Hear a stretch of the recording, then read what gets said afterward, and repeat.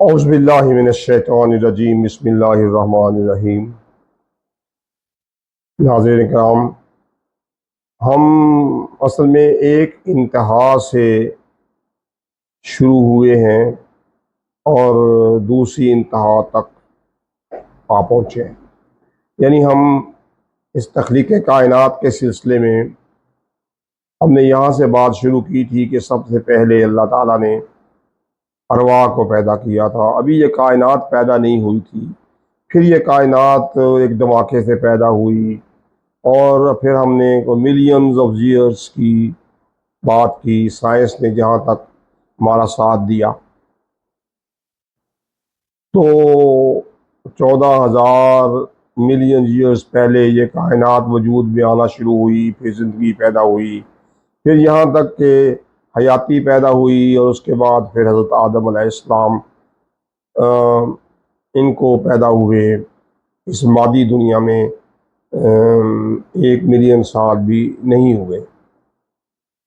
अब एक वक्त वो आ रहा है जब ये अल्लाह ताला कुरान पाक में जिस तरह से बताया है क़यामत की बहुत सी निशानियाँ खुद हमारे नबी करीम सल्लल्लाहु अलैहि वसल्लम ने बताई हैं।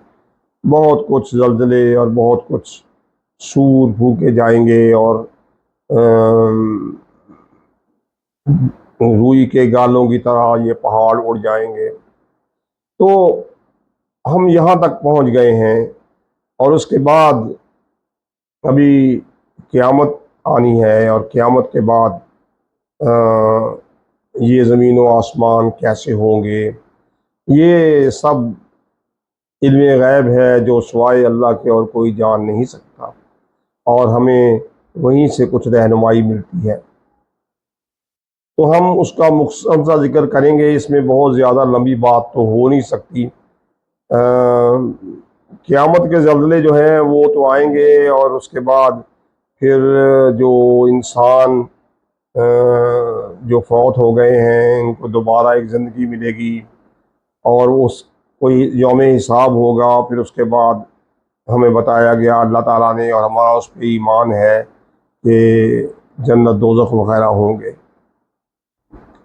तो यहाँ मैं कुरान शरीफ की सिर्फ 4 आयात को पेश करूँगा और उसके बाद इस बहस को समेट देंगे कि अल्लाह ताला सूरत अंबिया में ये फरमाते हैं कि यौमा नतुस्समाउ कती सिजिल लिल कुतुब कमा बदाना अव्वला खल्क़िन नुईदुहु वादन अलैना इन्ना कुन्ना फ़ाइलीन। जिस दिन हम आसमान को लपेटेंगे, तर्जुमा करने वाले ने यह किया है कि जैसे सजिल फरिश्ता नामा अमाल को लपेटता है, हमने जैसे पहले इसे बनाया था वैसे ही फिर कर देंगे। ये वादा है हमारे ज़िम्मा, हमको इसका ज़रूर करना है। यानी ये कायनात जब अल्लाह ताला ने धमाके से पैदा की तो फिर वो फैलती चली गई और उस कायनात को अल्लाह ताला फिर समेट देगा। कहते हैं कि जब ये जितनी हमारी कहकशाएँ हैं और गैलेक्सीज और बहुत कुछ है, ये नज़र ना आने की हद तक है, ये ये ऐसी इतनी दूर हैं कि ये हमें उसका फासले को समेटा नहीं जा सकता। तो कहते हैं कि जब ये एक कहकशां दूसरी कहकशां के दरमियान जो फासला है अगर उसको ख़त्म कर दिया जाए तो ये सारी कायनात फिर सिमट के एक किताब की तरह हो जाएगी और वो किताब जो है वो एक नुक्ते की तरह हो जाएगी। तो ये यानी जो कुछ कारखाना अल्लाह ताला ने फैलाया था वो कारखाना अल्लाह फिर से समेट देगा। अब जो रोज़े क़यामत हिसाब किताब होगा, उसके बाद जन्नत और दोज़ख के मामलात होंगे, तो अब सोचने की बात यह है कि फिर ये जो ज़मीन व आसमान है इनके बारे में अल्लाह ताला ने क्या फरमाया। सूरत हूद की आयत नंबर 107 और 108 मैं आपको सुनाता हूँ। खालिदीन फ़ीहा मा दामतिस समावातु वल अर्दु इल्ला मा शाअ रब्बुक इन्ना रब्बका फ़आलुल लिमा युरीद। वो इसमें रहेंगे, यानी दोज़ख में जो मुजरिम हैं वो दोज़ख में रहेंगे जब तक आसमान व ज़मीन रहें।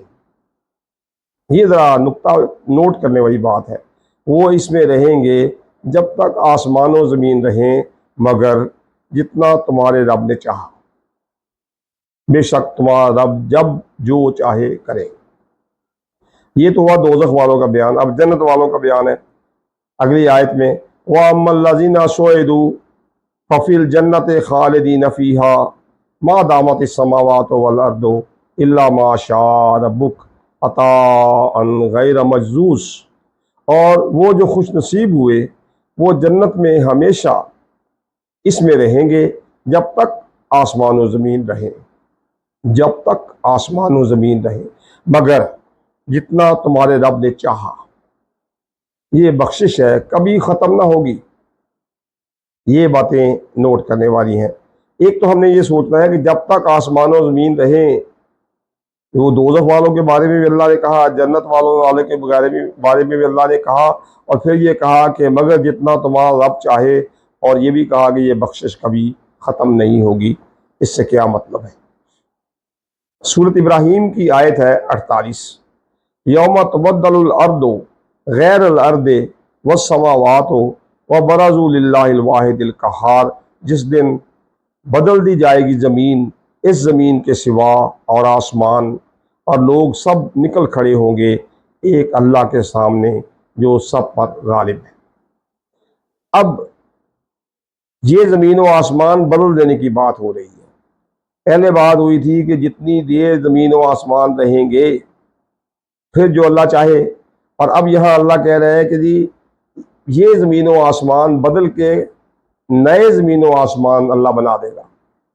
इसका मतलब ये है कि जो दोज़ख और जो जन्नत इस ज़मीन व आसमान के रहने तक बनी थी, वो अगली जब दोबारा नए ज़मीन आसमान बनाए गए तो वो वहाँ सिलसिला चलता रहेगा, और इस तरह से ये अब्दुल्लाबाद तक ये सिलसिला जो है ये चलता रहेगा। हम साइंस हमारी रहनुमाई ये जो ज़मीन व आसमान रहेंगे इसके बारे में क्या करती है, वो ये है कि ये सूरज जो है कुरान शरीफ में भी जिक्र है, इज़ा शम्सु कुव्विरत व इज़ा नुजूमुन कदरत। जब सूरज ठंडा हो जाएगा और सितारे बिखर जाएंगे, यानी जब सूरज ठंडा होगा उसकी सारी हीलियम हाइड्रोजन गैस ख़त्म हो जाएगी और वो एक ठंडा होता हुआ आग का गोला बन जाएगा, तो फिर जो ज़मीन पे ज़ाहिर है कोई ज़िंदगी तो नहीं रहेगी जब सूरज की रोशनी नहीं रही। तो ये कुछ जो छोटे सैयारे हैं जैसे प्लूटो वगैरह, ये वो तो सूरज के अंदर गिर जाएंगे जाके, लेकिन जो ज़मीन है इसको सूरज खा नहीं सकेगा। लेकिन ये एक वक्त आएगा, और उसके बाद फिर जो हमारी मिल्की वे है, जो हमारी कहकशां है जिसके गिर्द हमारी ये सूरज की पूरी फैमिली घूम रही है, वो जो कहकशां का जो सूरज है वो इस सूरज से करोड़ गुना बड़ा सूरज है। और वो सूरज भी एक वक्त ऐसा आएगा कि ये जो पूरी सोलर सिस्टम है ये उसके अंदर जाके तो जज़ब हो जाएगा।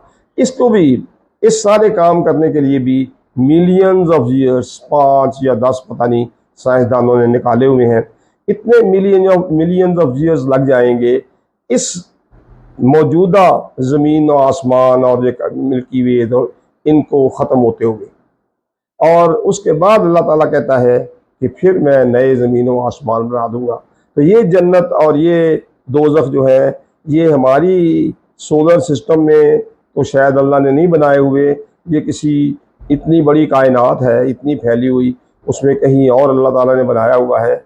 लेकिन ये सारा सिस्टम जो है ये जब ये कायनात ख़त्म होने पे आएगी फिर अल्लाह नए ज़मीन व आसमान पैदा कर देगा और ये सिलसिला चलता रहेगा।